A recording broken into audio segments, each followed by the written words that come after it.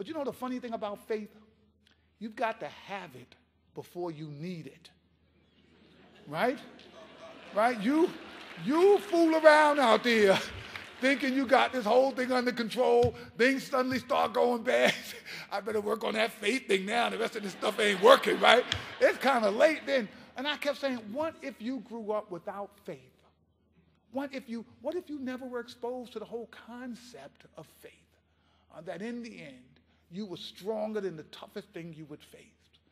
You could grow up and simply give up. In my second book, Reaching Up for Manhood, I was stunned to find out that American children kill themselves through suicide more than children anyplace else in the industrialized world. And I said, what? In America? The richest, most powerful country, why would our kids want to kill themselves? And I got back to this faith thing. If you're suffering, if you're hurting, and you're 12, and you see your life filled with pain and no way out of it, you might just decide, I don't want to limp like this. I don't see any way out of this. I don't know how to get out. So part of what we have to make sure is that we help our organizations help their families gain a new sense of optimism, a way of looking at the glass so it's half full. And then when I was thinking about this, it reminded me of how my own sense of optimism was strengthened by an adult.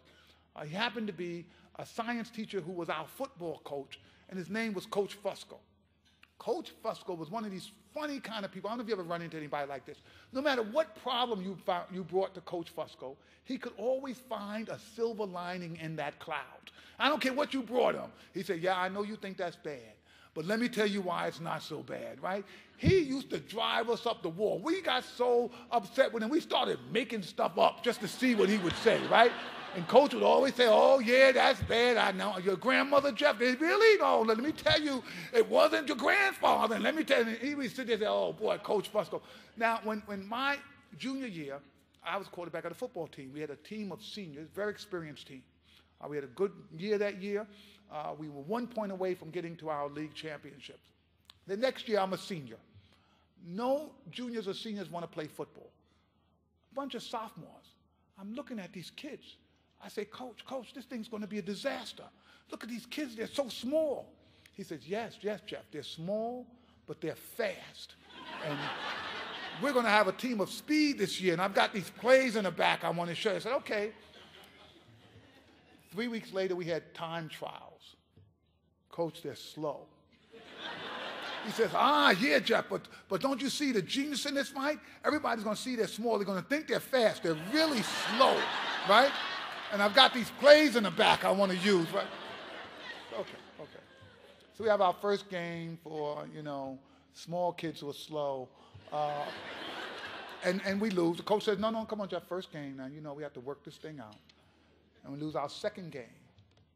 And we lose our third game. And we lose our fourth game. Now, we're on 4. There are only 8 games in the season. I'm panicking. I'm like, Coach, this thing is a... No, Jeff. This is all about the second half. This is all about the second half. He says, I knew this was going to be this way, and this is the plan, and I've got the plan. We lose our 5th game. We lose our 6th game. We lose our 7th game. Now, look, there are 8 games in this season. We're 0-7. It's Saturday morning. We're playing the league-leading team that is 7-0. I reached a perfectly logical decision that this is the appropriate time to quit football. Right? So I'm sitting at my locker, singing, yeah, I'm done. I'm not getting dressed. Coach Fusco comes in, he looks at me. He says, Jeff, I can't believe this.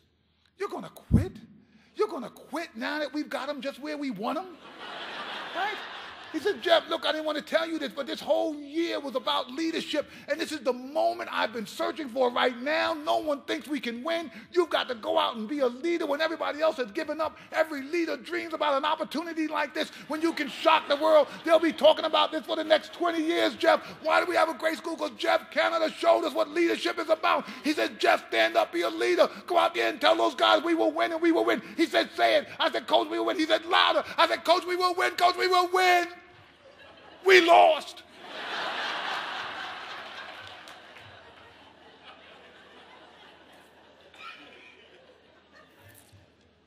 So the game is over.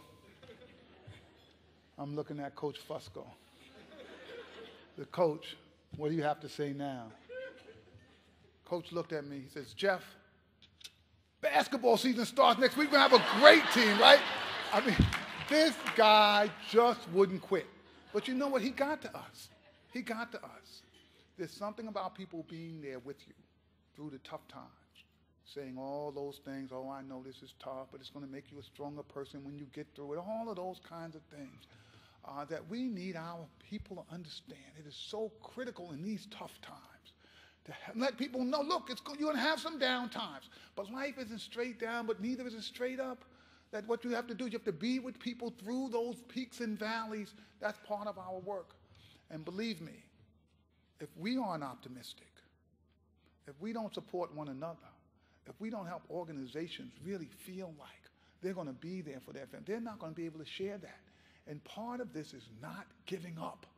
That is a key part of this. So this sense of optimism, one of the things, you got to put that on the plate, right? For what the organization has to do, it's going to be a couple of tough years, but that's okay. We've been through tough years in this country before, right? Group of, rugged Americans, right? They did not give up. We can't give up. So let me say this last thing,